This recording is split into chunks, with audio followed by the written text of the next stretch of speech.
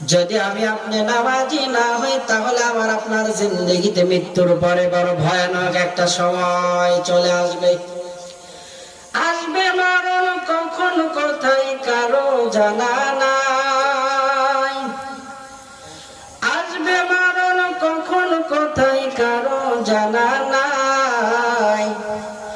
জানাজার নামাজের আগে নামাজ পড়ো ভাই, তোমার জানাজার নামাজের আগে নামাজ পড়ো ভাই। আসবে মরণ, কখন কোথায় কারো জানা নাই। আসবে মরণ, কখন কোথায় কারো জানা নাই।